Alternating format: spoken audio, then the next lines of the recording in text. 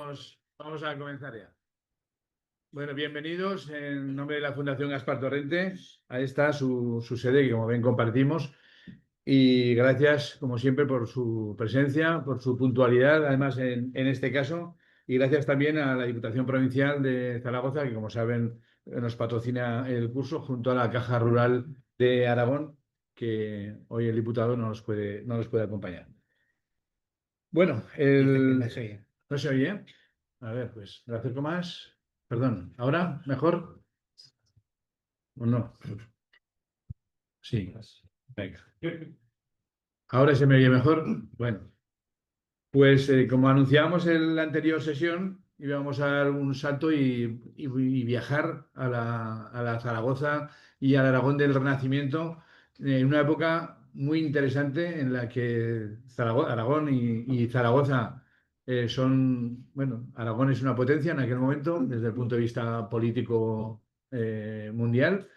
Y Zaragoza es esa Zaragoza la harta, Zaragoza la Florencia aragonesa, Zaragoza la rica, esa Zaragoza de los palacios renacentistas, que buena parte de los cuales desaparecieron con las guerras napoleónicas y con otros destrozos que hemos tenido.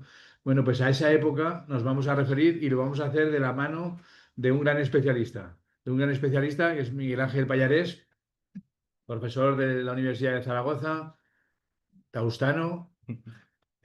Taustano, residente en Cuarte, vecino y amigo mío también. Bueno, en estos momentos profesor contratado doctor del Departamento de Didácticas Específicas en el área de didáctica de las ciencias sociales. Ha dado clase también en la Facultad de Filosofía y Letras, también en la Universidad de la Experiencia. Tiene una amplia carrera docente. Es profesor, es licenciado en Geografía e Historia del año 88. Doctor en Historia desde el año 2000 o 2001, que es cuando se publicó la tesis. Precisamente su tesis trata del asunto al que hoy nos vamos a referir: la importancia de los incunables de Zaragoza en el comercio internacional del libro en el último tercio del siglo XV. Una tesis que está aquí, ¿verdad? La tiene aquí a mano, como ven, muy densa y de 1000 páginas, publicada por la institución Fernando el Católico. Y por tanto, un especialista para hablarnos de la materia a la que se corresponde el asunto de hoy en el temario. Autor de docenas de artículos, de publicaciones, de investigaciones, de ponencias y de comunicaciones en congresos. Voy a repasar algunas de sus publicaciones porque hacen referencia específica al asunto que hoy nos ocupa o por su interés. De alguna de ellas hablaremos, espero que en otro curso. La imprenta de los incunables de Zaragoza y el comercio internacional del libro a finales del siglo XX, 2003, Institución Fernando el Católico, Diputación de Zaragoza.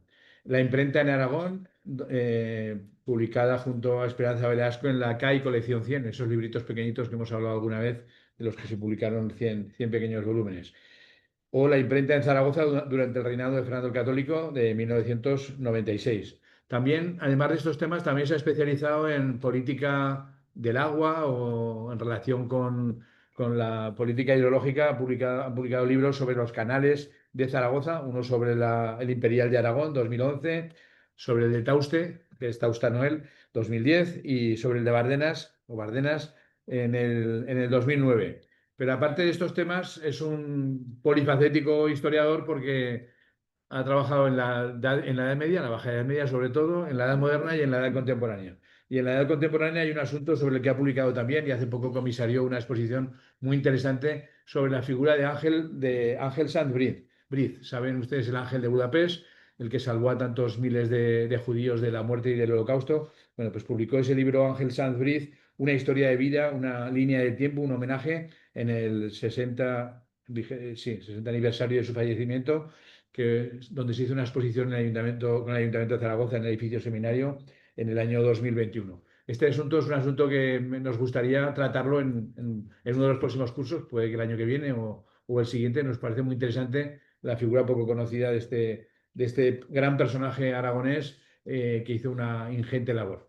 La lista de Slinder, pues, es un paralelo al que podría ser la labor de Ángel Sanz en importancia. También ha trabajado y ha publicado sobre la conquista del reino de Nápoles, con todas las cosas que Gonzalo Fernández ha hecho después de que partió de España, estudio y edición de una crónica anónima de 1505, otro volumen publicado también por la institución Fernando el Católico con varios colaboradores.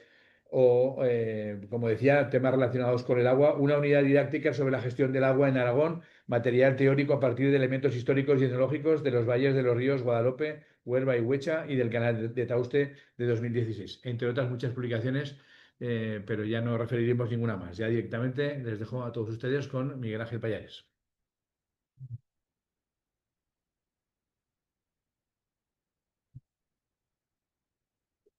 Pues nada, muchas gracias, Vicente, por tu amistad y tu presentación. Muchas gracias a la Fundación Gaspar Torrente, que es la que me ha invitado a que les diserte esta tarde sobre la imprenta incunable de Zaragoza.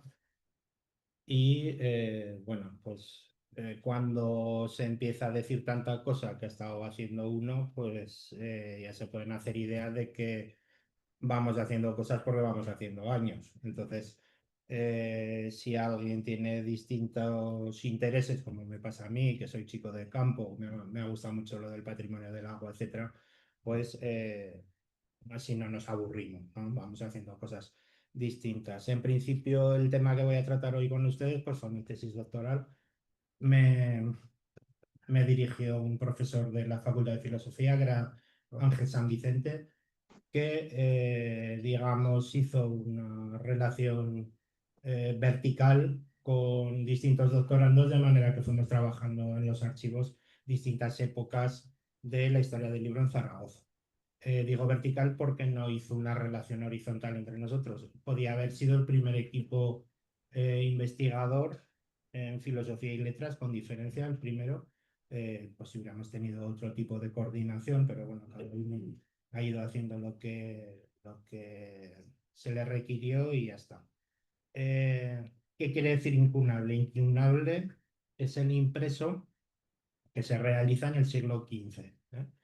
En el siglo XV ya saben que la imprenta surge a mitad del siglo XV en Alemania, surge en Mainz, como llaman los alemanes a la ciudad, nosotros la llamamos más Maguncia, que es el nombre latino, y bueno, pues Gutenberg fue el que con varios socios empezó a trabajar los impresos a partir de tipos móviles metálicos.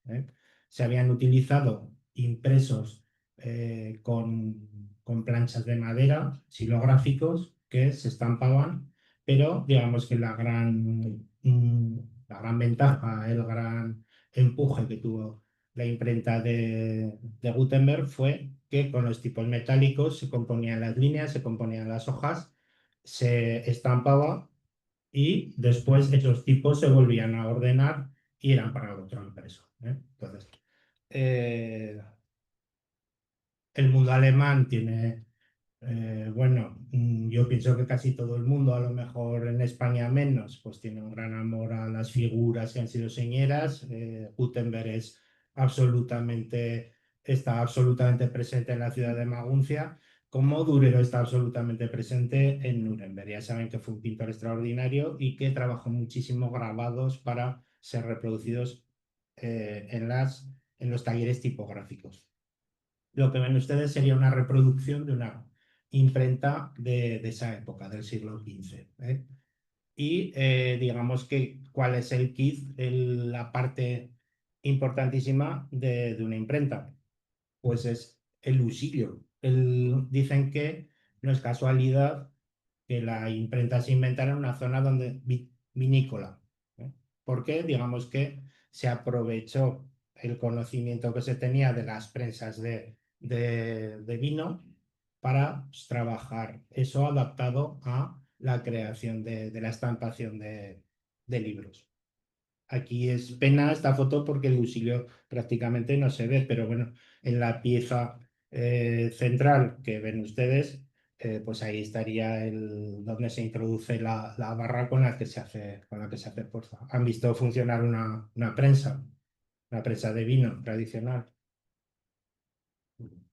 Bueno, pregunta. ¿Qué piensan ustedes? ¿Que la imprenta fue un elemento absolutamente revolucionario que cambió el mundo de inmediato? ¿Sí? ¿No? Sí, totalmente. Sí, totalmente. Más contestaciones. Estoy reproduciendo aquí una clase, un aula de mi alumnado. Más opiniones. No. No, ¿por qué? Había mucha gente que no sabía leer. Muy bien, muy bien. Han venido unos sobrinos de Mallorca que están, Susana y Simón, que los pobres los tengo de oyentes, y Simón, te tengo que subir la calificación.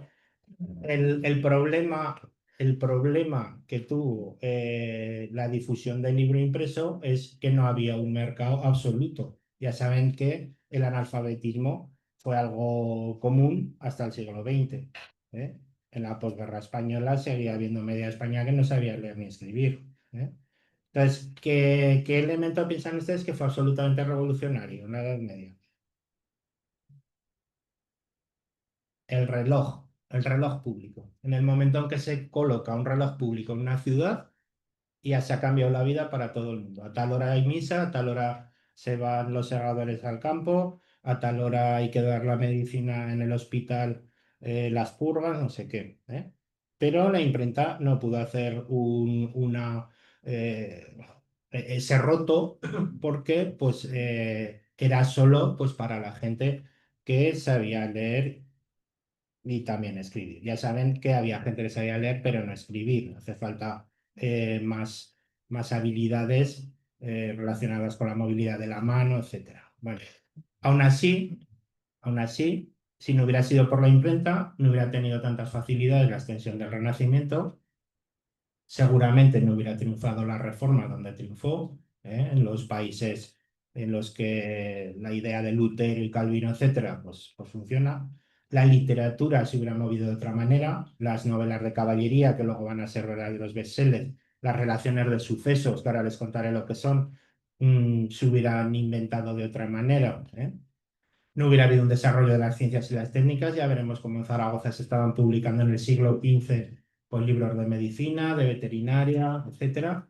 Y con el boom de los descubrimientos que arranca del siglo XV, en nuestro caso, pues el descubrimiento del mundo americano, o en el caso portugués, de todo la frontera africana hasta Asia, pues no hubiera habido la extensión y la difusión que hubo.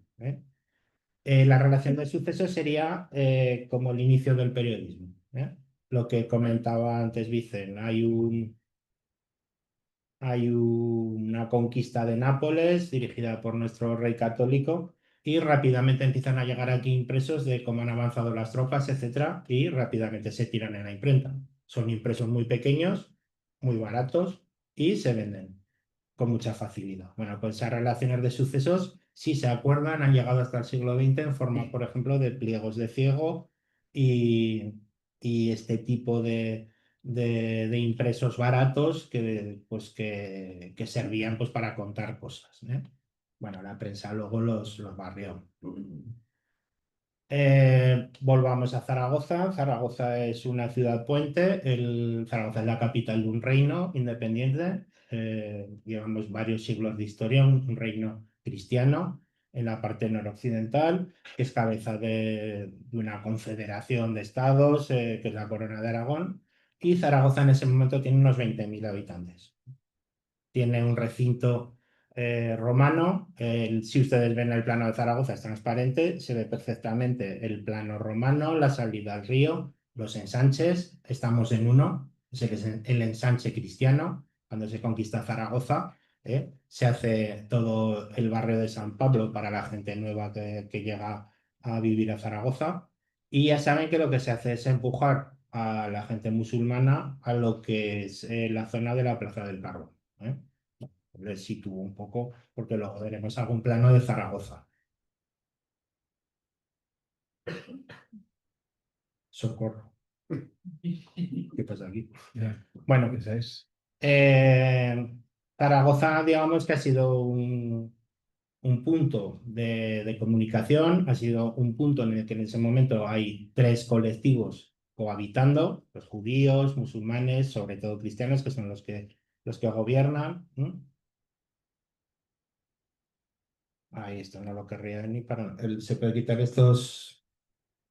Pero sí, vamos, yo lo he dejado Bueno, tal, ya. tal cual me lo has mandado. Sí, sí, no, que no, No que intervenir. no te he hecho la culpa, Carlos, por favor. No, pero bueno, pues va. Ya verán así la mariposica que cambia de... Y a lo que... Fastidio. A lo que iba.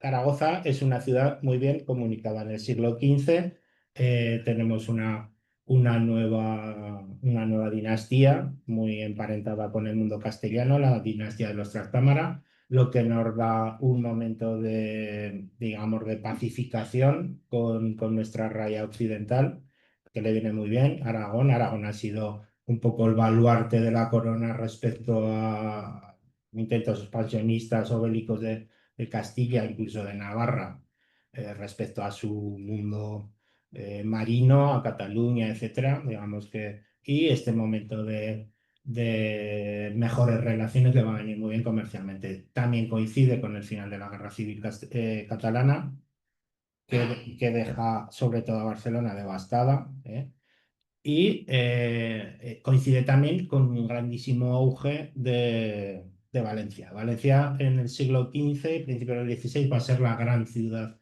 española, a lo mejor con Sevilla, para nuestro ámbito de la corona, sobre todo. Y en Valencia va a haber un movimiento comercial, etcétera, extraordinario.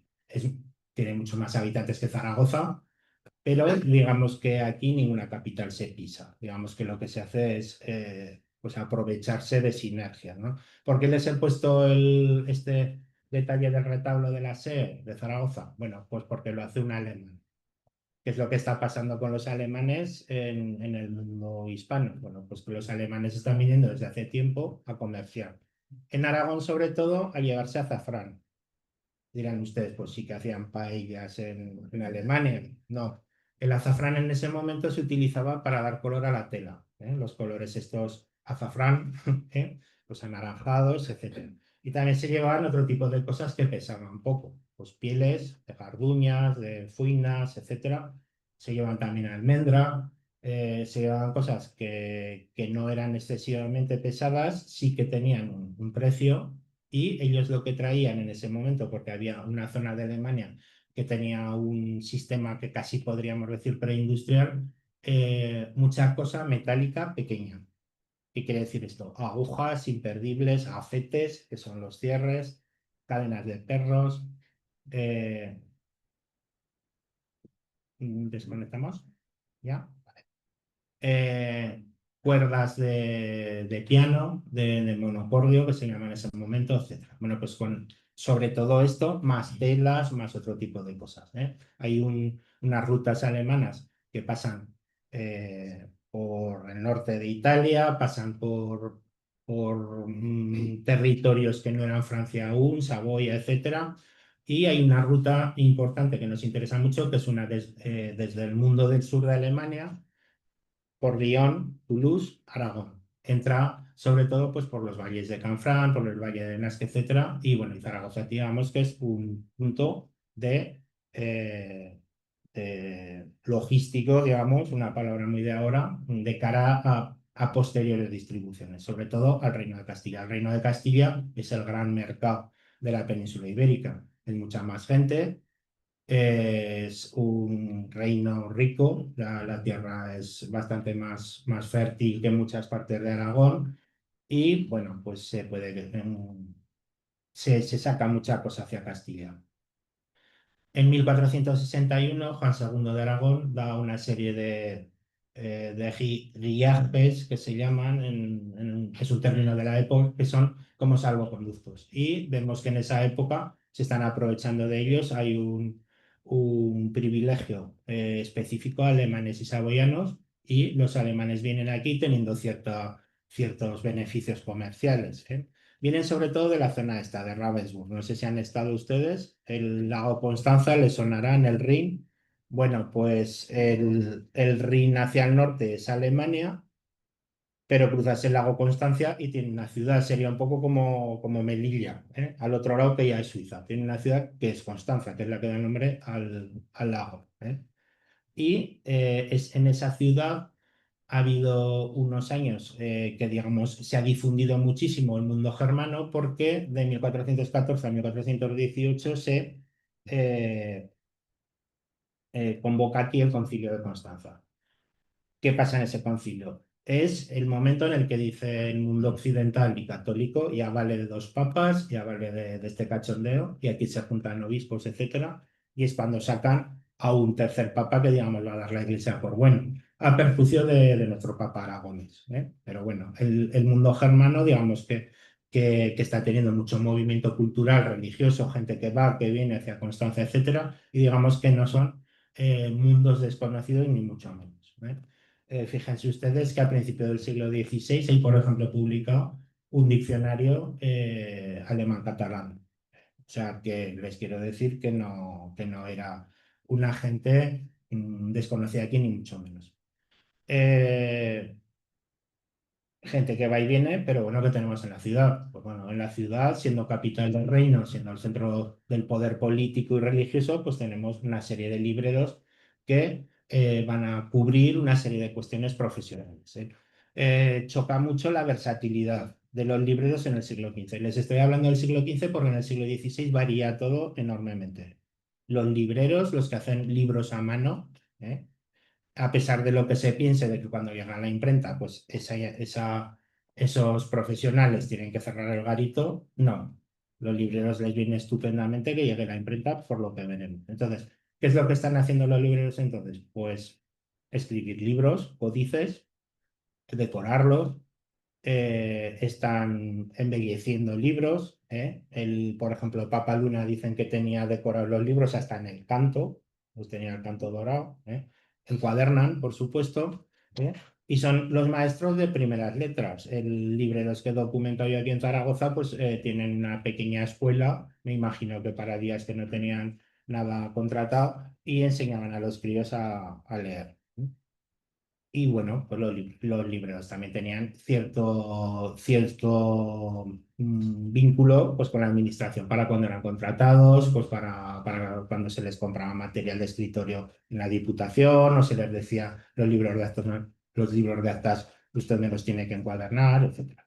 Es un sector potente que luego veremos localizado en el plano de la ciudad, eh, que les digo que no tiene un impacto negativo estos primeros años cuando llega la imprenta a Zaragoza y es un sector muy positivo dentro de la ciudad. De hecho, en 1537 crean su cofradía de San Jerónimo en la iglesia de Santa Engracia. Ya saben que era un monasterio jerónimo y San Jerónimo era el patrón de los libros. ¿Mm? Aquí he puesto un dato un poco maligno, ¿eh? El año 1537 se aprueba la Cofradía de Libros de Zaragoza en Barcelona, que ha sido siempre y tradicionalmente un foco tipográfico importante, es en 1553, ¿eh? O sea que en Zaragoza se hace 16 años. ¿Qué tenemos más relacionado con el mundo del libro? Papeleros. Papeleros que han venido de Génova. Estas cosas, pues bueno, si ustedes quieren, mi tesis está online, ¿eh? Ponen mi apellido, ponen libros singulares de Zaragoza, les saldrá el tarugo, 1000 páginas, y ya tienen para leer un rato, ¿eh? Bueno, pues aparecen por aquí genoveses, me imagino que porque el mercado del papel en Génova está muy saturado y empiezan a reconvertir molinos harineros, algunos de aceite, y aprovechan la fuerza del agua de las acequias cercanas a Zaragoza, pues para producir papel. ¿Por qué se produce papel en una gran ciudad? Porque se está vendiendo trapo. O sea, la gente empieza a llevar una serie, ya gasta más ropa, hay mucho más movimiento comercial y la ropa que pasa de un hermano a otro, hasta que se hacen rodillas o trapos tal cual, al final queda un puro harapo, eso se guarda y pasa el chico del molino papelero por la calle y se lo lleva, ¿eh? O sea, que lo del mundo del reciclaje, no piensen ustedes que es actual, ¿eh? El reciclaje se ha hecho. ¿No se acuerdan ustedes de los cuchillos esos así de anchos que quedaban como una tirica fina? Bueno, pues este tipo de cosas, yo por edad aún me acuerdo, ¿eh? ¿Qué molinos papeleros había alrededor de Zaragoza? En Villanueva de Gállego. Había varios. Y los italianos que se instalan por allí acaban teniendo una aragonesización del apellido. Pues vienen los Llevari, que acaban siendo los Chavalín. Los Jabalín se ha acabado en N con Che, Chavalín. Los Miró, etcétera. Hay varias familias que trabajan durante varias generaciones. Y también se produce en Tarazona. Tarazona, que tiene cursos de agua muy limpios que bajan del Moncayo y puede hacer papel. Y los pergamineros. Pergamineros también hay en Zaragoza. Veremos que cómo se utilizaba en el mundo del libro, porque tenemos una grandísima cabaña ganadera en Aragón y todo se aprovecha. Entonces, no solo se usan las para pellizas, etcétera, sino que los animales más jóvenes, sobre todo de ganado lanar, pues se utiliza para hacer pergaminos, vitelas, etcétera. Son los soportes de escritura, ¿no? Que van a servir para ser escritos o para encuadernar. Lo que les comentaba, se llega incluso a imprimir en pergamino. Este es un libro de horas del siglo 1500, perdón, del año 1500, que lo hacía Jorge Cozzi, el heredero de la imprenta principal, que es la mía, de Pablo y Juan Urus. Y también se utilizaba el pergamino, por supuesto, para hacer los grandes cantorales y los códices. Cuando arranca el monasterio de Santa Engracia como monasterio jerónimo, ahí se instala Gilaberto de Flandes, que es un gran calígrafo, y se crea un taller donde se hacen una serie de códices preciosos. Ya saben que Santa Engracia era una extrañeza dentro del mundo parroquial de Zaragoza porque dependía del obispo de Huesca. Y si ustedes van al Archivo Diocesano de Huesca, encontrarán varios de los libros que se conservaron, gracias a Dios, a pesar de que Santa Engracia fue volado a la Guerra de la Independencia, pues, de esta categoría. Pero vayamos ya a lo que es la imprenta, quién trabaja en Zaragoza y de qué manera. El primer impresor que aparece en Zaragoza es Mateo Flandro. Ustedes van a recordar impresores porque tenemos calles en Zaragoza. Quien puso las calles no se molestó en exceso en poner ese nombre en sitios que no correspondía a donde estuvo el taller, pero bueno, tampoco pasa nada. Más vale así. Porque, por ejemplo, yo tuve que pedir 2 veces que pusieran el nombre de Pablo y Juan Urus a una calle cuando se estaban cambiando los nombres franquistas. Al final la pusieron en San José, en la calle que era de Nuestra Señora de la Cabeza. Ahí tienen a mis impresores, pues reconocidos en una calle. Bueno, pues Mateo Flandro llega a Zaragoza, es un impresor muy, muy poco conocido, muy poco documentado, y quien le está pagando es el Estudio de Zaragoza, que sería, digamos, el paso previo a la universidad. La universidad sería ya en tiempos de Cervuna, le está pagando para hacer un manipulus curatorum. Es el manípulo, o sea, algo que tiene varias partes para los curas. ¿Por qué? Pues porque ¿quién leía y escribía en este mundo? Por supuesto los curas, por supuesto los médicos, por supuesto los juristas. Digamos que serían los 3 grandes sectores que hacen gasto del libro. Entonces, el arzobispado hace una recomendación de que tenemos los curas un poco tontos y tienen que estudiar un poco las maneras litúrgicas que se tienen que hacer en cada momento del año, etcétera. Bueno, pues se publica en 1475 y ya se han publicado más cosas en el resto de España, pero aquí hay una cosa que es una, pues algo nuevo, que es el que ponga el nombre del autor, del impresor, en el colofón.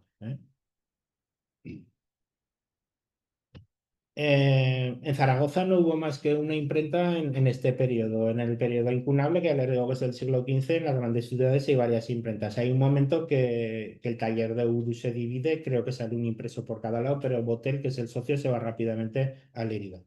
Pero donde hubo otro taller en nuestro reino es en Níjar. Y es una de las rarezas tipográficas de España. Solo hubo 3 talleres que trabajaran con tipografía hebrea. Y en la Corona de Aragón solo hubo uno, que fue el de Hija. Les pongo aquí un ejemplo, no es el tema de mi charla, pero me parece una cosa que hay que publicitar porque realmente es una curiosidad extraordinaria culturalmente, ¿vale? Bueno, ¿y por qué pongo esta página ahí? Porque yo estoy hablando de impresos, pero el chute que me tuve que tragar de archivos y de documentación de la época pues fue extraordinaria.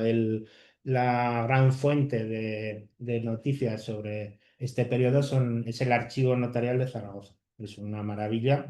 La gente iba al notario, me imagino que sería más barato que ahora, iba al notario pues para decir que le dejaba una pelliza a su hermano o cosas así que te parecen como muy domésticas. Y en este caso lo que se está haciendo es un contrato a Urus, que es el impresor que ha venido, que ha pasado un momento por Barcelona, que seguramente él no imprimió, pero sí que era el que ponía el dinero, y que llega a Zaragoza y se instala aquí. Bueno, pues es un contrato para hacer unas Biblias que se van a vender en Castilla. Es un documento extraordinario porque te va explicando que tiene que ser en lengua no en latín, sino que estén traducidas al castellano, que van a llevar una serie de imágenes, etcétera. Tristemente, el protocolo donde estaba este documento lo robaron del archivo de Calatayud. O sea, que esto que ven ustedes aquí, poco menos que es una reliquia documental. Bueno, pues estamos ante los nuevos tiempos que trae la imprenta. El libro va a estar siempre cerca del corazón del poder político y religioso. Lo que les comentaba, ¿quién lee? Bueno, pues eso no hay que olvidarlo. De hecho, incluso las librerías están instaladas cerca de la Diputación del Reino, del Aseo, etc. La calle Santiago sigue estando donde está. Ahí había una iglesia románica que, por supuesto, se derribó. En Zaragoza vas a tener románico, por favor. Ahí había varios libreros y luego había varios libreros instalados en una calle muy cortica que se llamaba Cuchillería. O sea, se llamaba Cuchillería, pero la habitaban libreros que estaba al lado del aseo. Digamos que tenía salida hacia el Puente de Piedra.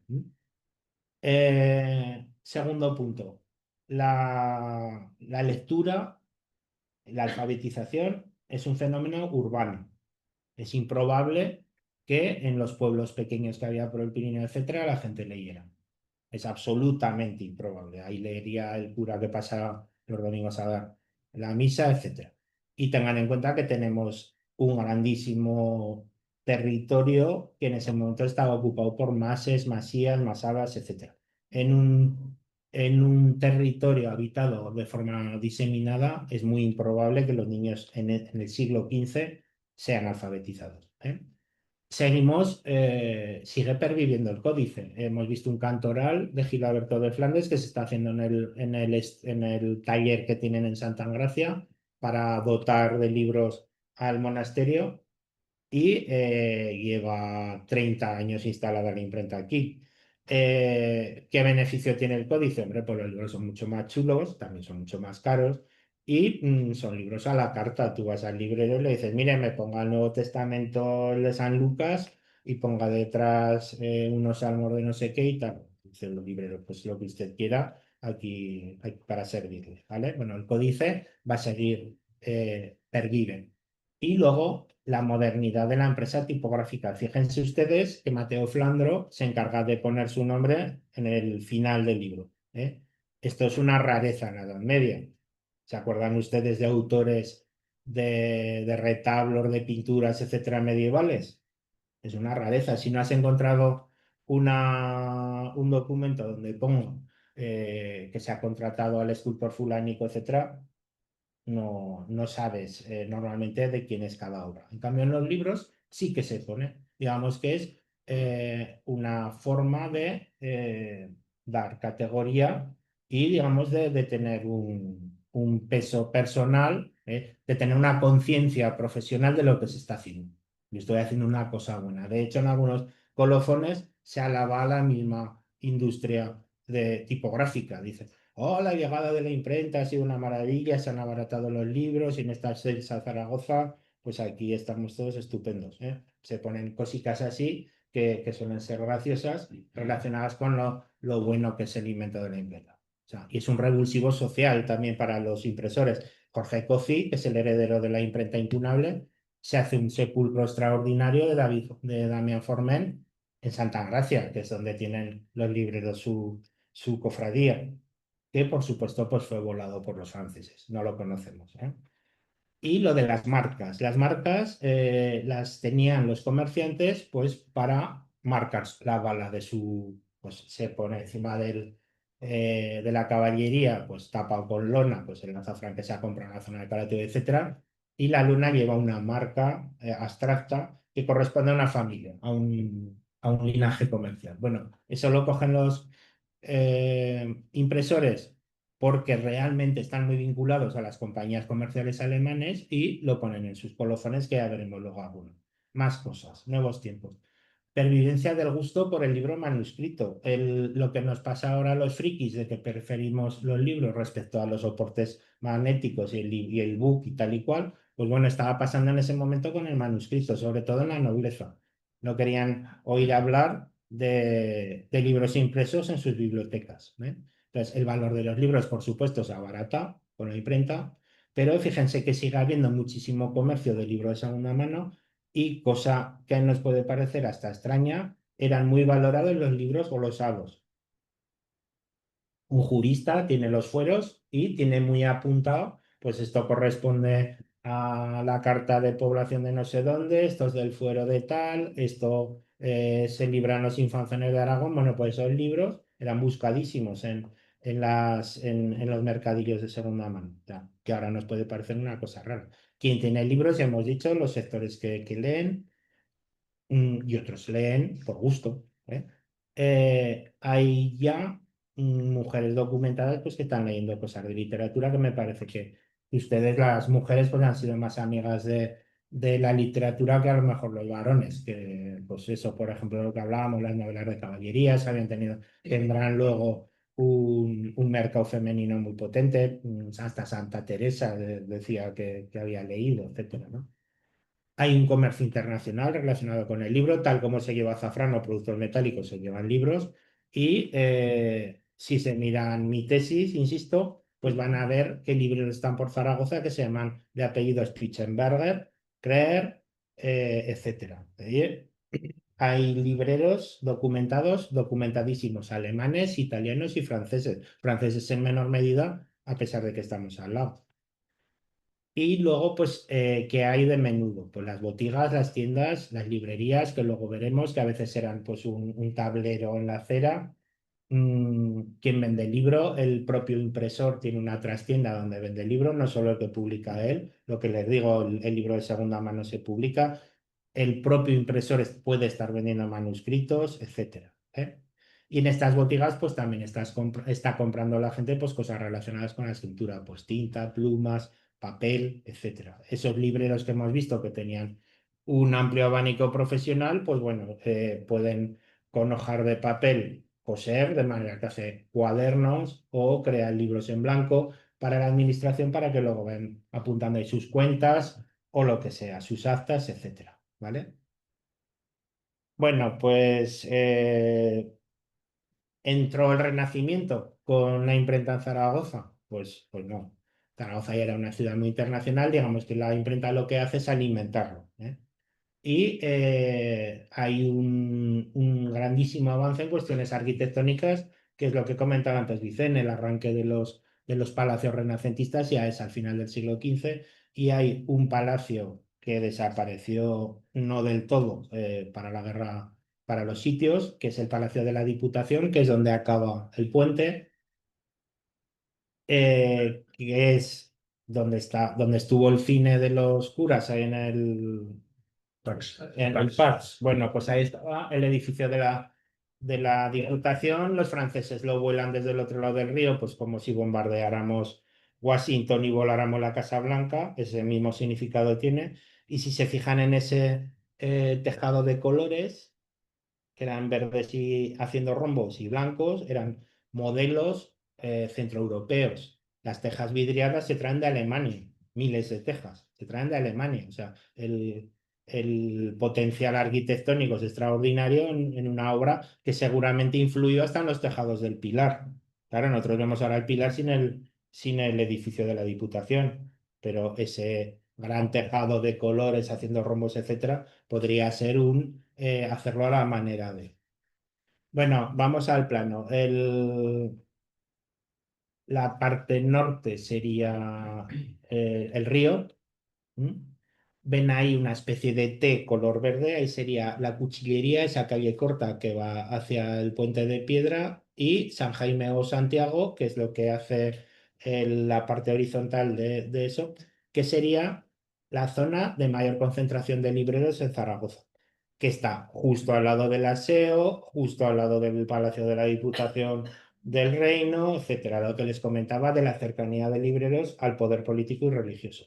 El punto lateral a su derecha sería donde estaba el estudio, ese centro universitario, y el punto que está debajo, más debajo, pues sería donde estaba la imprenta que yo estudié, que estaba en una gran casa que era de Francisco Palomar, que me hacía mucha gracia que en la calle Temple pues tenía un despacho de abogado, un señor que se llamaba Francisco Palomar. Entonces yo cuando iba al archivo de notarios, pues me hacía gracia que, bueno, pues cosas de historiador, un poco friki, un poco friki. En este barrio es una rareza, había una pequeña, porque donde está la imprenta está justo a la entrada de la judería de Zaragoza, y había una pequeña parroquia cristiana de muy pocas casas, que era la casa de San Andrés, estaba cerquísima de esta iglesia. Ya sabe que está muy vinculada a la Casa de Ganaderos y que, por supuesto, pues en Zaragoza se derribó.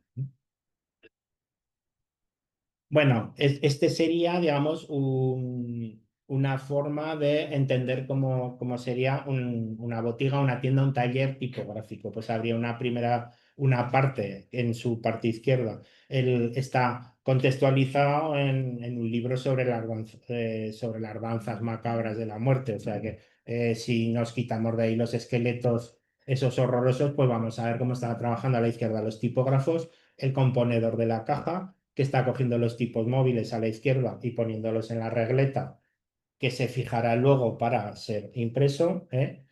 El tirador, el que empuja a la prensa, ¿eh?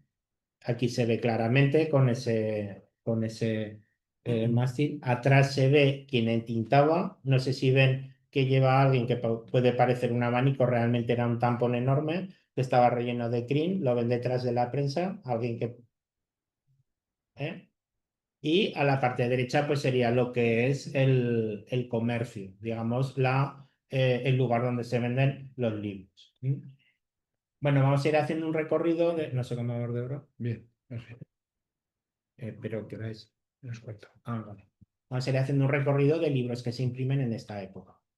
En el año 77 salen la primera edición impresa de los Fueros de Aragón.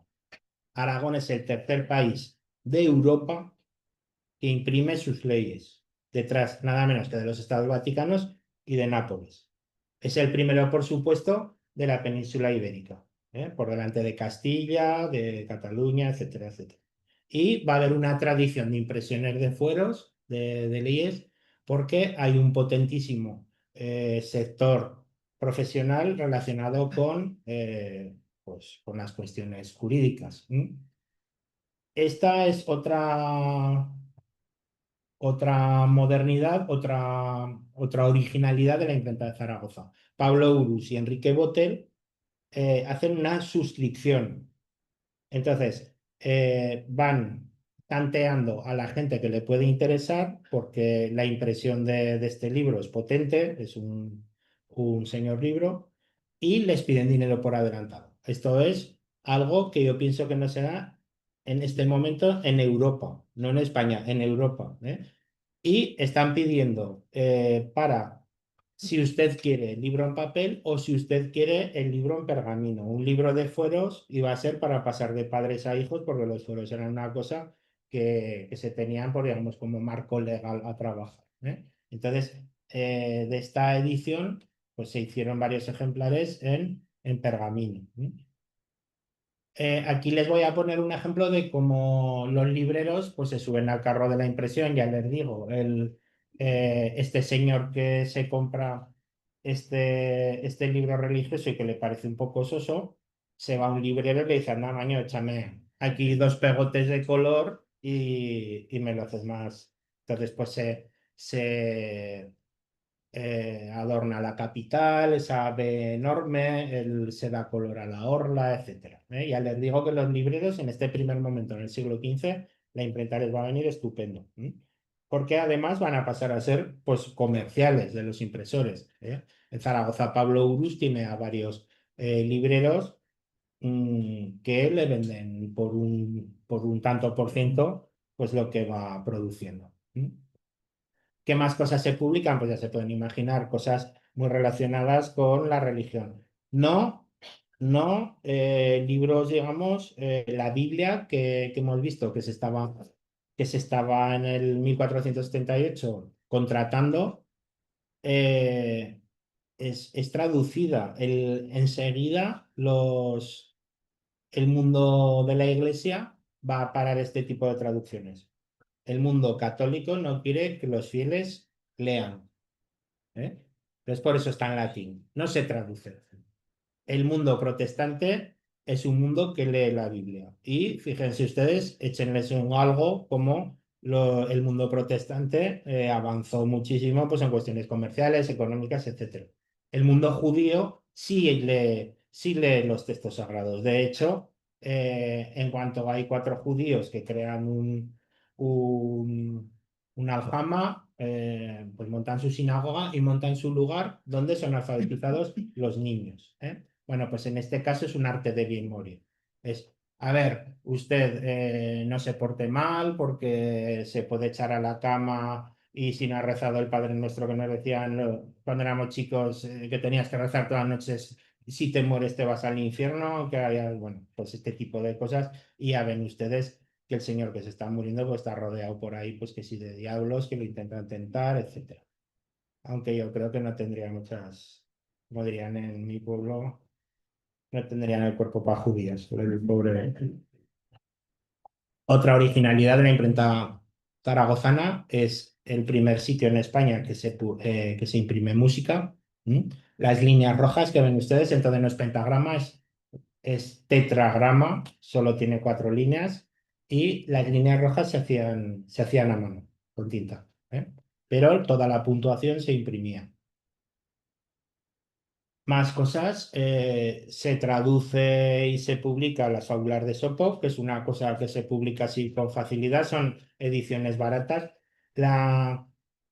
Y pues es una cosa para leer los niños cuando son escolarizados, etcétera. Pues esas lecturas que nos hacen leer de niños. Juan Urús es un hermano de Pablo, es un hermano menor que está solo 2 o 3 años aquí en Zaragoza y no lo documento, pero yo creo que muere porque Pablo tiene que volver rápidamente a Zaragoza. Y es el introductor de cosas muy curiosas, como por ejemplo la marca de impresor que luego veremos.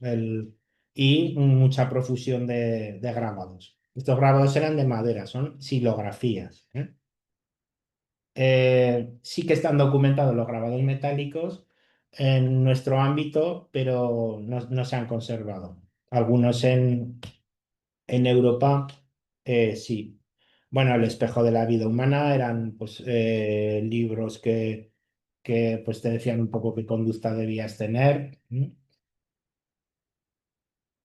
Mucho libro relacionado con Castilla. Aquí se imprime, por ejemplo, Los claros varones de Castilla, que es una jabonada a varios nobles de la época, pues al marqués de Santillana. Oh, no floreciste solo con la espada, sino también con la pluma, tal. Bueno, claramente son libros que van a ser vendidos en Castilla. También podría ser vendidos aquí, pero aquí el interés por nobles castellanos, en fin. Esto es una constante del taller zaragozano, el estar trabajando cosas que buscan un mercado mayor. Por ejemplo, hay dos Flos Santorum, que son las vidas de santos, de los que no ha quedado ni un solo ejemplar, están documentados, los documenté yo, eran contratos de casi 1000 ejemplares. Las vidas de santos, si usted está publicado por Aranza Editorial, son 2 tomos así. de Jacobo de la Vorágine. O sea que un libro impreso en esta época sería enorme, un esfuerzo editorial extraordinario, y se están imprimiendo para venderlos en Medina del Campo, que es la gran feria comercial de Castilla. Otro ejemplo, la Crónica de España de Diego de Valera. Fíjense, este tipo de portadas también son novedad. Son cortadas por xilógrafos, por gente que trabaja la madera, y pues se ponía como un elemento publicitario del propio libro. Los libros hasta entonces empezaban a pelo y ahora en cambio, pues digamos que tienen ese escaparate en su hoja inicial. Lo que les comentaba de las modas literarias. Bueno, la novela sentimental tampoco creo que hubiera tenido la difusión que tuvo, ni mucho menos, si no hubiera sido por la imprenta. La cárcel de amor se imprime aquí y se imprime haciendo una relación de imágenes absolutamente vinculadas al texto, que seguramente se fueron hechas aquí. Lo que pasa es que el mundo de los xilógrafos, de la gente que recorta la madera para luego ser estampada, pues es muy opaco. No se ve. A ver, una imprenta en una Zaragoza de 20.000 habitantes es una aguja en un pajar. Un señor que hace tacos de madera, que no sabes ni siquiera si se dedica solo a eso, pues en madera de peral o de acerolla, etcétera, maderas duras, pues bueno, aún es mucho más difícil de que aflore en la documentación. Bueno, pues las novelas sentimentales, que eran unos tragediones aquí, el enamorado de la señora acaba bebiéndose diluidas las cartas y se deja morir de hambre, etcétera. Bueno, pues esto fue un boom literario de la época que se imprime en Zaragoza. Lo que les digo, la relación de grabados que tiene este libro, uno de los que faltan en el ejemplar que tenemos en Zaragoza, pero sí está en Barcelona, porque tanto los títulos como los tacos se venden y se dejan entre impresores. Pues yo pienso que es un guiño a nuestra ciudad. Si se fijan en el tejado de la derecha de rombos, en la xilografía podría corresponder a la decoración del tejado de nuestra Diputación del Reino. ¿Mm? Bueno, esto es una cosa que yo pienso. Más cosas que se publican, pues no relacionadas con la religión, Cordial de Cuatro Cosas postrimeras. Si se fijan ahí, los diablos martirizando a los pecadores. Y bueno, lo que les comentaba, la ciencia avanza con la imprenta pues extraordinariamente. Esto es una portada también en madera, otra xilografía estupenda, y es un libro de Johannes de Kettam, que es medicina pura y dura, y se está publicando aquí. En 3 o 4 años se publican 2 libros de albeitería, 2 libros de veterinaria específicos para tratar a caballerías, mulas, etcétera. Y se publican en 3 o 4 años. El mercado aragonés no puede asumir esas 2 tiradas. Son también libros que van a salir. El caballo, entonces, tanto para trabajar, transportar como para la guerra, era un semidios. Y entonces el publicar libros de este tipo, que realmente son libros científicos, porque se tratan enfermedades como errar un caballo, etcétera, pues son un punto absolutamente positivo de lo que se está publicando. Fíjense en lo que es la marca de impresor, ese crucifijo con los 2 triángulos a los lados. Bueno, pues esa era la marca comercial de los Urus, lo que les digo, que se ponían las lonas en los cestos, etcétera, con los que se comerciaba. Bueno, pues el impresor lo lleva a su campo y crea ese colofón. Fíjense que hay 2 leones que puede estar relacionados pues, con Zaragoza. Este es el colofón de Pablo Urus en el Compendio de Salud Humana. Ya les digo que Pablo y Juan eran de Constanza. Y tenemos a la izquierda a Santiago. En el mundo europeo, la península ibérica está relacionada con Santiago. Los vikingos lo llamaban a la península ibérica Jakobsland. y podría ser una referencia a donde estamos y luego a la derecha un San Sebastián.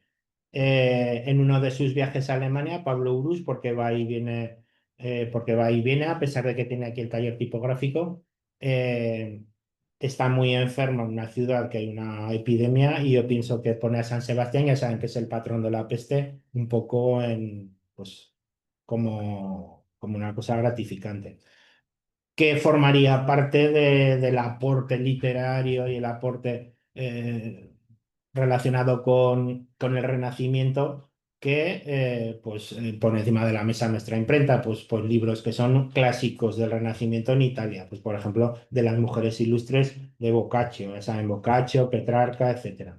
Eh, se, el Renacimiento quiere mucho los textos latinos, de hecho se recupera mucho su enseñanza, pero digamos que también hay como dárselas de entendido, digamos, de libros que fueron clásicos y, por ejemplo, Urus lo que hace pues, es publicar mucha traducción. Salustio en romance. ¿Qué es en romance? Pues bueno, el aragonés que se hablara aquí en ese momento.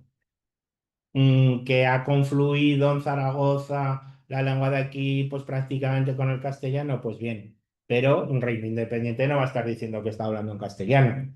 Entonces, no sé si he puesto alguna de las, aquí hay más cosas de Boccaccio, ya ven la gracia que tienen las silografías, es una gracia así un poco primitiva, pero que a mí me encantan. ¿Eh? Y bueno, de qué manera también se extienden los cultos. En 1495 Pablo Urús hace una primera estampa de la Virgen del Pilar. Ya saben que la Virgen del Pilar habrá sido una de las vírgenes más reproducidas en estampas, en cintas, en todo que existe en el mundo. Pues digamos que esta ha sido una facilidad que la imprenta da para esa extensión de cultos.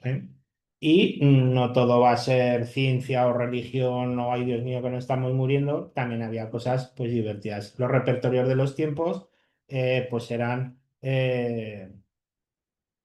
pues donde se hablaba de los signos zodiacales, de qué te puede pasar si la luna está de tal manera, etcétera. Este tipo de publicaciones pues siguen de una manera u otra hasta nuestros días. El calendario zaragozano también habla de si no ponga los ajos si es creciente o cosas de este tipo. Bueno, pues este es un... Aquí a lo mejor lo pongo por el rollo que mete, pero no le voy a dar mayor importancia, me parece que vamos regular de tiempo. Ven ustedes, me parecía que había metido las epístolas de Séneca con una suma, si quiere, introducción de filosofía moral en romance. En romance. En los inventarios que salen en el archivo notarial, pues a veces te sale que un libro está en latín, está en catalán, en castellano y en romance. Ese romance sería la palabra comodín para decir es lo que hablamos nosotros. Claro, nadie estaba pensando eso. Hay una cosa que yo pienso que se equivoca, no sé si hay aquí algún filólogo. En una de las obras de Urú se habla de que la lengua va a la vez que el imperio y no sé qué y tal y cual. Y es un texto de Gonzalo García de Santa María, un converso que colabora en publicación y edición de textos con Pablo Uruz. Es algo que se toma de Lorenzo Valla y Lorenzo Valla lo dice del latín respecto a Roma. Entonces, Gonzalo de Santa María está hablando del castellano y que es la lengua del imperio porque es un libro que se va a vender en Castilla. Pero aquí algunos filólogos han dicho, pues fíjense ustedes, en Aragón ya había una claridad de que se estaba hablando castellano. A mí me parece una cosa, bueno, en mi tesis lo digo, nadie me ha dicho lo contrario, pero bueno, me imagino que estarán absolutamente, no sé si me están entendiendo. ¿De qué manera alguien del siglo XV, vamos, voy a venir mucho más acá, de qué manera mi padre, eh, que vivió en el siglo XX, tenía una conciencia si hablaba un castellano puro que iba a ser algo relacionado con la España imperial y tal? Por el amor de Dios. ¿eh? No se tiene en el momento una conciencia lingüística, sino hay un estudio en ese momento. Y lo que se puede decir pues son cosas que a mí, bueno, pues ahora esto se cuelga, ¿no? En YouTube igual, sí que empiezan Sí. a decirme cosas. A mí no. Te viralizas ahí. Bueno, verdaderas frivolidades extraordinarias de la prensa de Pablo Urús. Él reimprime un viaje de la Tierra Santa que se ha hecho ya en Europa y aprovecha los tacos de esta obra. De esta obra que tiene varios cientos de xilografías, algunas curiosísimas, y planos de las ciudades, planos de más de 1 metro, son desplegables. Esta obra es extraordinaria. ¿Qué ciudades aparecen en los planos? Pues bueno, pues las ciudades por las que había pasado cuando te ibas de peregrinación a Tierra Santa, normalmente arrancabas de Venecia. Venecia tenía siempre chovios así marineros y ahora les comentaré una cosa tipográfica y tenías que pasar por Roma para pedir una dispensa. Entonces, bueno, ya les digo, hay una edición de la institución Fernando Católico que está en letra moderna, el contenido del libro, pero luego esos desplegables sí que están hechos a la manera del libro de Pablo Urús. Les comentaba de Venecia, en ese momento es una grandísima potencia comercial y marítima, y para que se hagan idea, hubo unas 100 imprentas incunables. O sea, que nos podemos ir arriba con nuestra imprenta, que fue extraordinaria. Hay un estudioso de historia del libro que dice que seguramente la de los hermanos Urús fue la mejor de España, pero en otros sitios estaban trabajando muchísimo, estaban trabajando muy bien. Pero bueno, para nuestro ámbito, digamos, peninsular, pues que sepan que esa calle de San José que habla de Pablo y Juan Urús, pues les hace honra de cómo ellos trabajaron en la ciudad y la publicitaron a pesar de ser muy extranjeros, nada menos que germanos. Este viaje de la Tierra Santa es prácticamente una guía. Entonces dice, bueno, ustedes encontrarán moros, miren cómo visten los moros. Bueno, pues ahí están varios tipos, uno con turbante, una mujer con burka y detrás el alfabeto. Y hay incluso una hoja final en la que hay distintos animales que en el viaje se pueden ver.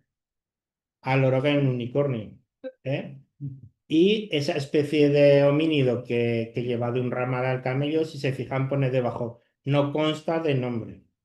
O sea que dicen, bueno, esto lo meto, pero algo será, ¿no? Me imagino que a lo mejor podría ser pues, un gorila o alguna cosa de este tipo. Atención a la primera representación del escudo de Aragón en su totalidad. Es la Crónica de Aragón de 1499. Está escrita por Gauberto Fabricio de Bagaz, que fue un cronista que vivió ahí en Santa Fe, al lado de nuestra casa. Y este libro, que ha sido muy criticado porque dicen que se pasa de aragonesista y tal, por demonios, era cronista de donde era. Yo pienso que tiene bastante de aprovechable el libro, hasta esa tendenciosidad me parece que es un punto a estudiar. Y pues si se fijan, ¿cuál es el cuarto que piensan ustedes que es el más moderno de la división en cuatro del escudo de Aragón? Muy bien, el árbol. Una edición que se ha hecho, una de las reediciones de los fueros que se hacen en los años 90, 1490 y algo, sigue estando el escudo de Aragón sin el árbol. A partir de aquí va a aparecer el árbol de Sobrarbe para siempre. ¿Se acuerdan de qué es esto símbolo? Esto tal cual, el Justicia de Aragón. El Justicia de Aragón tiene este escudo como logo. Y bueno, pues en 1499, justamente cuando hay un relevo de las compañías comerciales alemanas de Ravensburg aquí en Zaragoza, Pablo Urús vende su imprenta. ¿A quién la vende? Pues a Cozi, que era uno de los que trabajaban en el taller, a Uz, que es un señor que ha venido de fuera, pero que ya era impresor, había trabajado en Valencia, en Salamanca, y a Pentayer. A Pentayer era un sobrino carnal de Urús. Y Pablo Urús pues vuelve a Constanza y allí pues participa en el gobierno municipal, etcétera. O sea, yo pienso que hace una especie de la cobra muy bien la imprenta. Yo pienso pues que se jubila y que se va al lado del lago. Me imagino se pondría alguna viñica o alguna cosa así, que hay muchísimo vino blanco por ahí. Y bueno, pues este sería el recorrido de esos 25 años que son la imprenta incunable de nuestra ciudad. Y creo que ¿Ya está? sí. Pues muchas gracias. Es-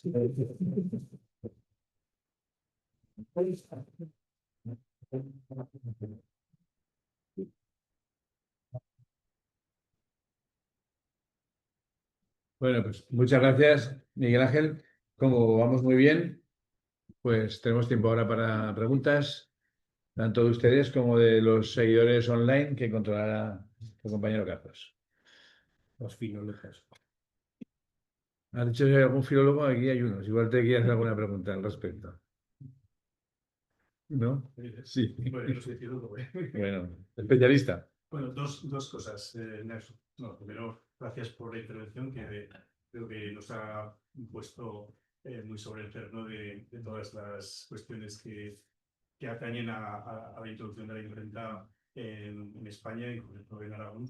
Y sí que quería comentar dos cosas. Una relacionada con la primera edición de un libro en aragonés, que son los Fueros de Aragón que has citado de 1476, y precisamente se tiene por uno de los primeros cuerpos legales impresos en el mundo. Bueno, porque entonces el mundo era Europa, ¿no? Y bueno, creo que está bien que lo tengamos presente, ¿no? Y luego respecto a Gonzalo García de Santa María, que has apuntado, yo voy a discrepar un poco de lo que has dicho, ¿no? O sea, la hipótesis que yo manejo respecto a por qué García de Santa María escribió en castellano su obra de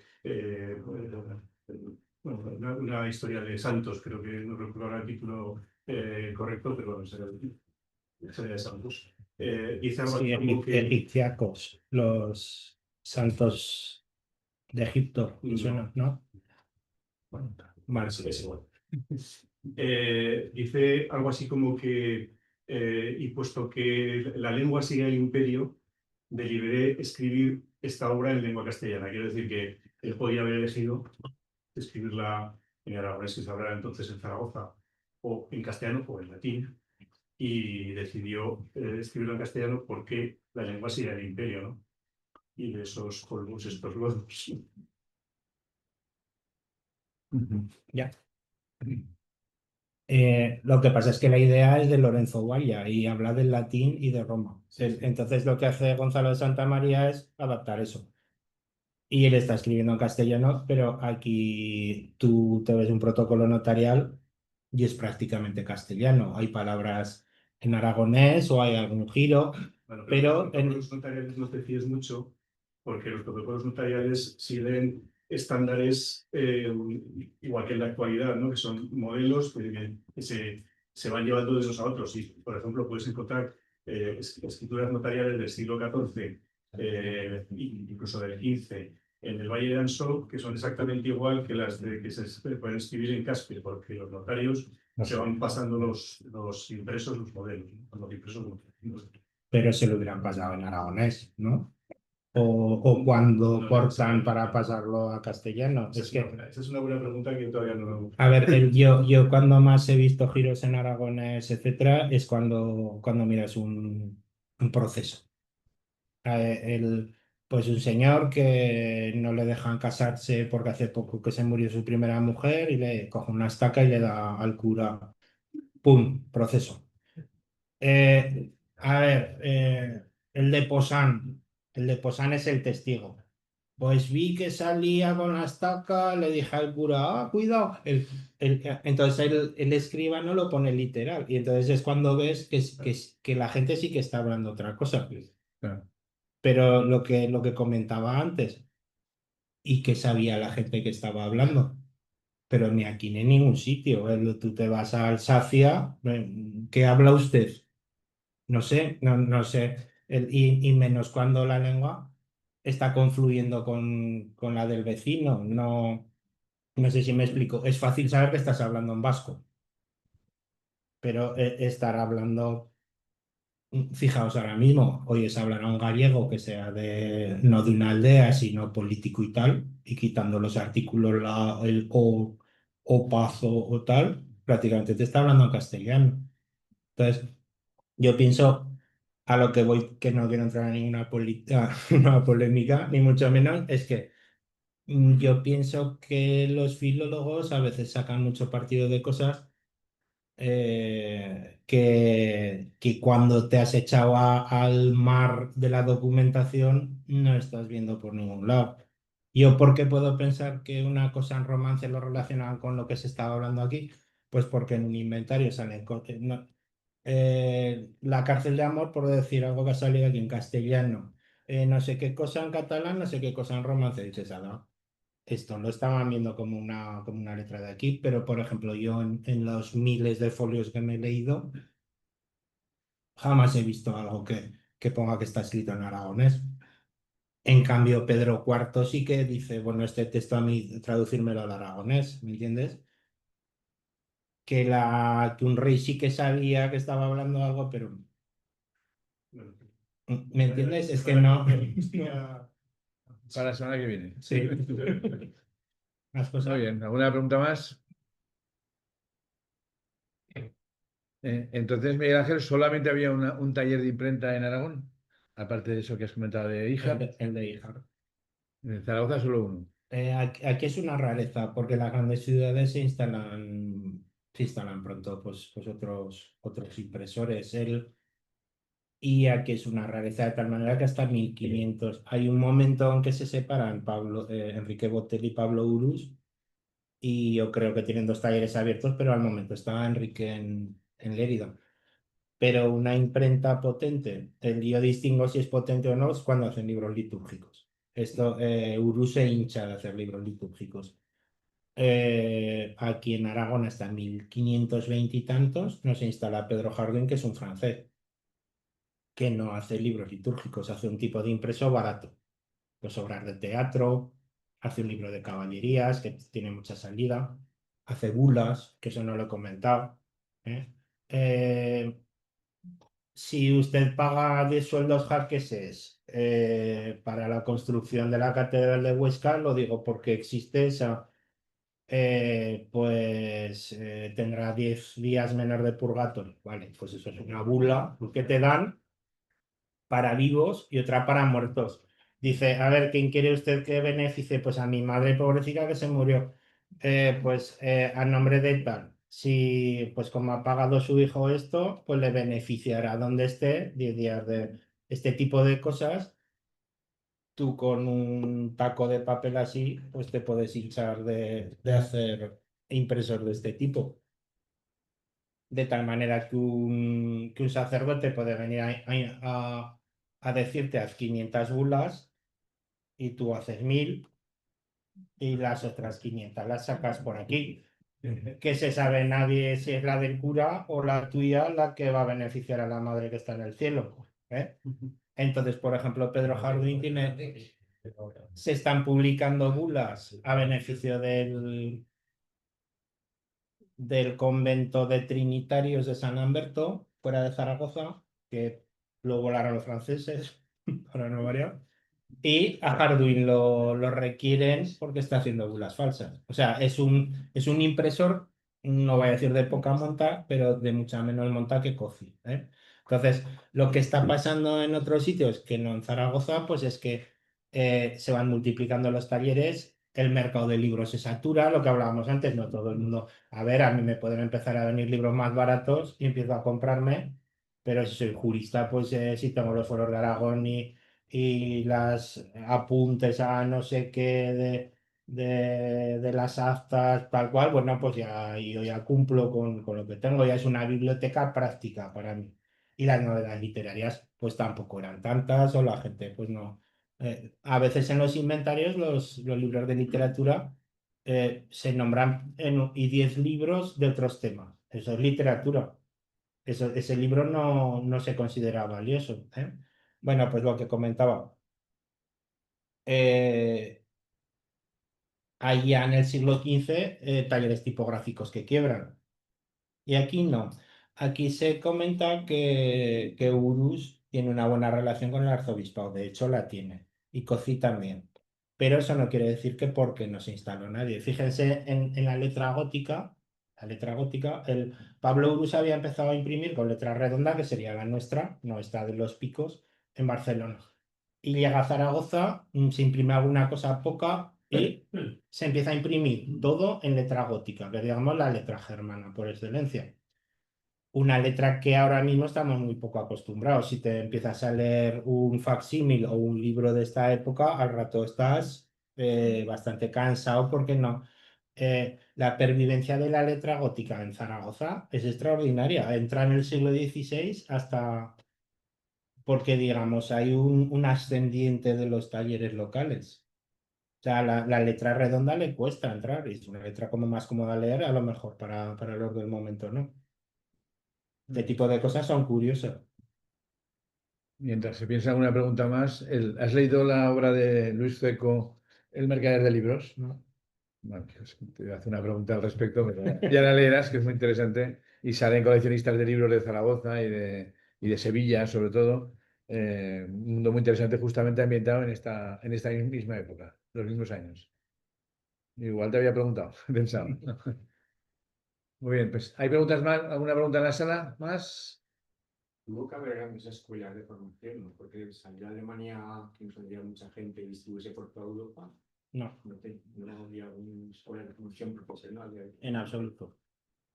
La imprenta está relacionada con gente que trabaja en metal, plateros, caldereros, cosas de este tipo, porque, por ejemplo, tienes que tener muchísimo control con las aleaciones. El plomo es un metal blando.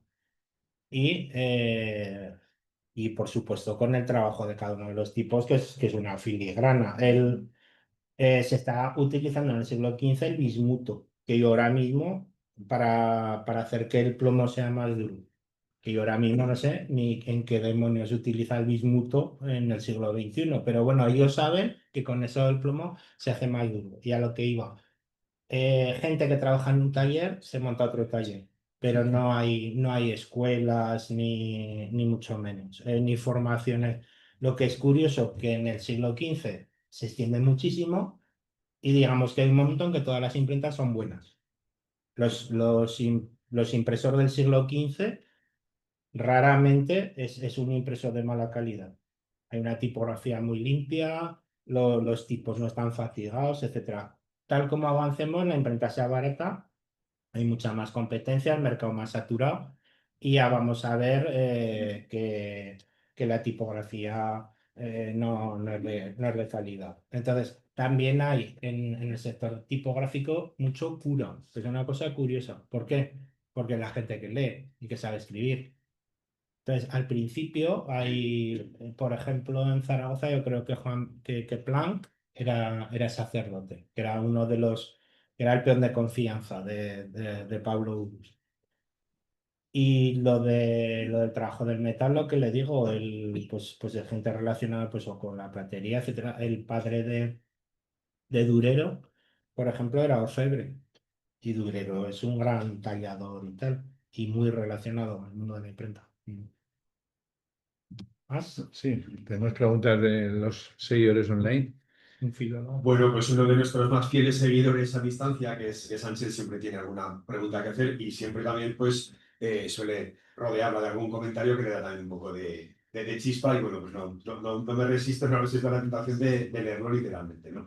Bueno, Ángel dice, a rebufo de tan interesante tema, me gustaría que el ponente valorara la trascendencia de un personaje como José Pellicer, al que se le considera uno de los precursores del periodismo en España, con sus avisos históricos que relatan sucesos de actualidad ocurridos entre 1639 y 1644, en parte recopilados en forma de antología por, sigue Ángel, mi admirado profesor Enrique Tierno Galván, a quien tuve el placer de conocer personalmente y que para mí debería haber sido el primer presidente de la tercera y definitiva República Española. Como veis, bueno, pues siempre hay algunos comentarios colaterales, pero bueno, todo se resume en esa cuestión en torno a José Pellicer, este precursor del periodismo.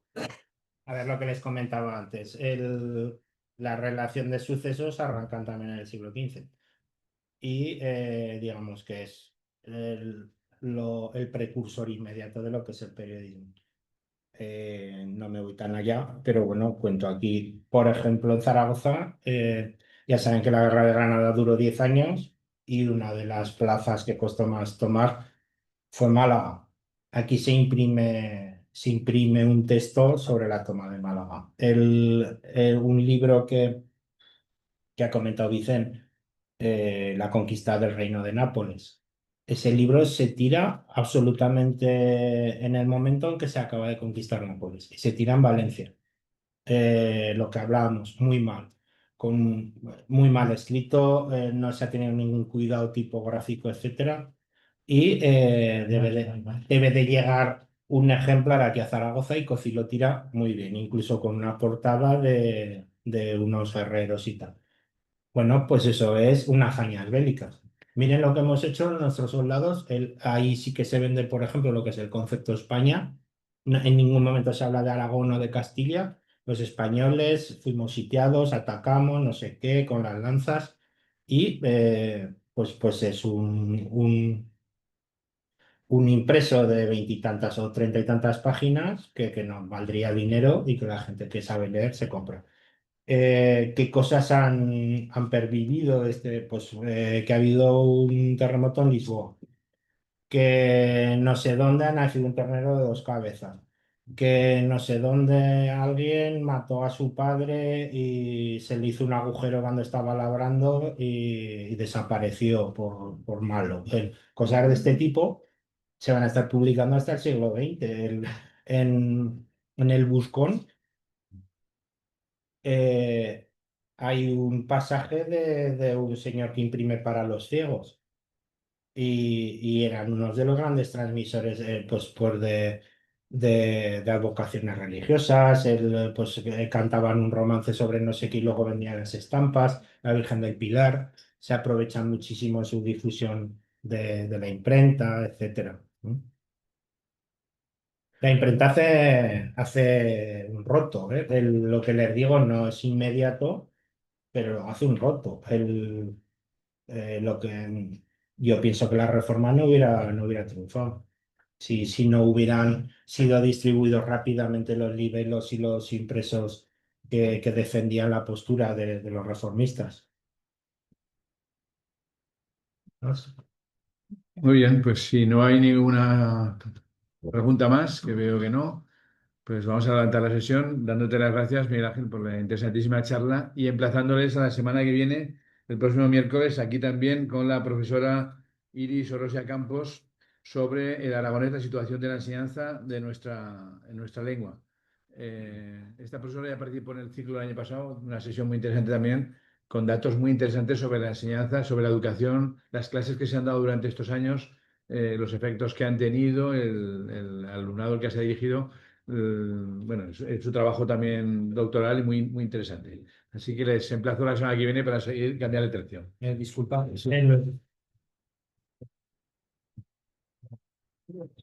Eh, me dejan darle las gracias por su atención. He visto que no se ha levantado prácticamente nadie. Gracias de nuevo a Vicente, gracias a Carlos Serrano, pobre, que después del mal que te doy no te nombro antes. Y por supuesto a la Fundación Gaspar Torrente. Muchas gracias. Gracias a ti.